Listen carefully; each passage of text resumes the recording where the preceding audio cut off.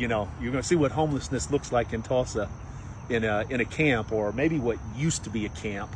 We haven't been back here to see what's still here. I've heard the city started cleaning it, but this is in your neighborhood, behind every building and behind every tree area. This is what this looks like. This is what homelessness looks like. Welcome to the real world. Things like most people can't imagine.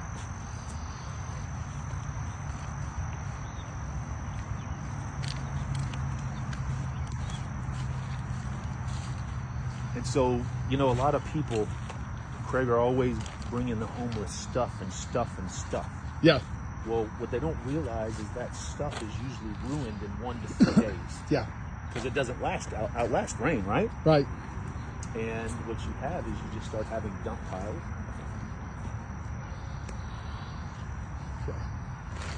And so, again, we're just getting started. What people don't realize, this is in every wooded area behind your neighborhood. This is behind Lowe's at 71st and Staples, which we'll go take a look at.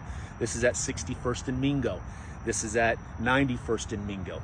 Everywhere you've got a wooded area, we've got homeless, and this is what it looks like behind the scenes. Now, see if we can find a decent way to go through without Yeah, it rained the last couple days. We might go out and go around the side to get to some of it. Back when I was a member of Guts Church, we went over to the west side. These people actually had houses that we went to. We were doing cleanup for people that had not had garbage service in years. Yes. And they had these containers with papers in them, open top containers with paper that had been just ruined. We were trying to clean their places up, brought dumpsters and bobcats and all of that.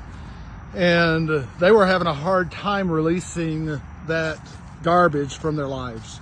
Yeah.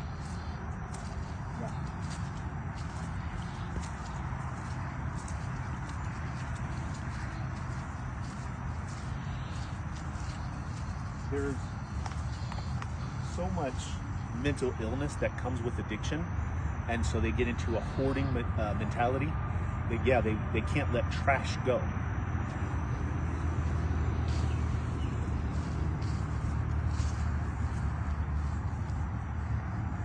And you'll have pockets. We're gonna keep going straight, but you'll have pockets of the exact same thing over here, and because this goes deep.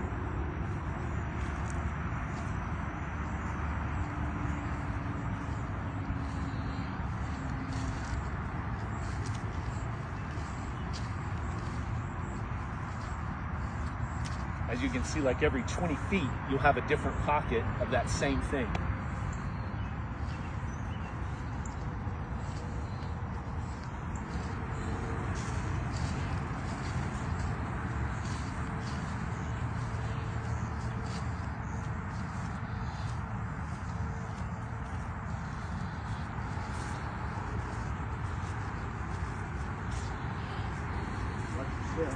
Sure. And a lot of this has already been broken down, but you'll have tons of pallets, makeshift tents, everything to make a cover. You'll find sofas, refrigerators, all kinds of stuff.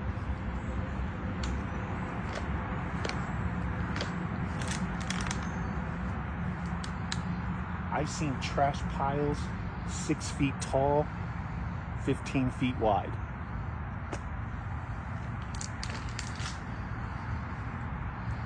Right here in the center of the United States. Good old Bible Belt country.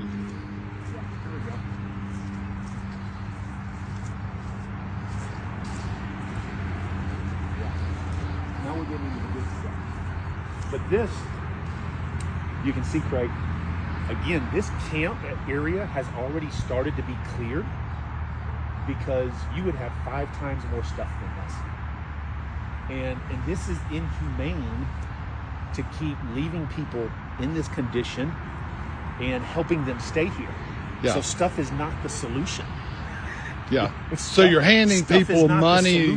Yeah, you're handing people money on the side of the street that have these living conditions. You're giving stuff to people that live in swampland. Yeah. And by giving them money, you support that lifestyle in that way. That habit. And if we as a people stopped doing that and started doing what Chris and I are talking about doing, we might be able to help those people actually have their lives transformed. Yeah, because $20 buys drugs. That's what it does for them. And then they got everybody and their brother that will feed them. And when you're strung out on drugs, you don't care if you're laying in a pool of water and mud. And people need to see that and know the truth of it. And I don't know if your camera can see how far that goes. And we've got tents over there of some sort. We might have some people over there. We can venture and see. But who knows how many hundreds of people have lived back here over the last couple of years.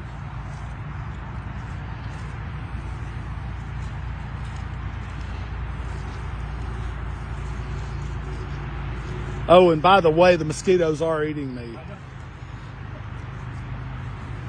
As you're recording, you're just covered in them. I get all over your face. You're doing a good job. Yeah, we will stop by a place and get some deep woods off. That good old rain. Yeah, very wet 2025. These are everybody's donations. When you want to go hand out clothes and shoes, I mean, I understand having a heart, but you just got to understand what ends up happening to it all.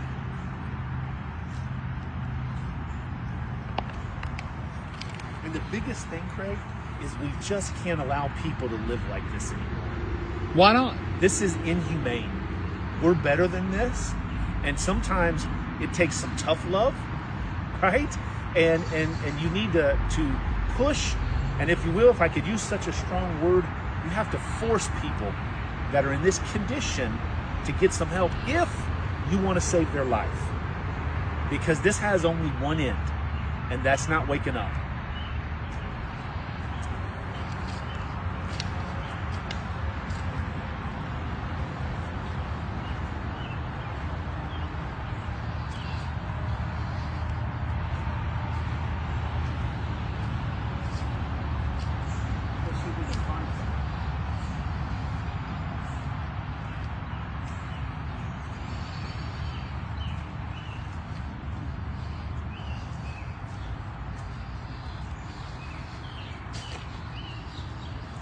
I suppose some people back here would be so drugged up that they might be just laying still in this muck. Oh, it could be.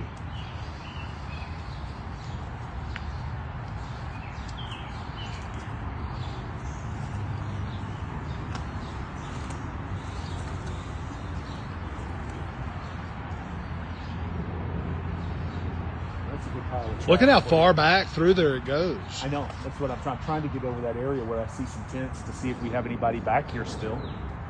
We might have to go out and go around because I didn't bring my boots. Look at all of the debris. This looks like a hurricane that I've been to.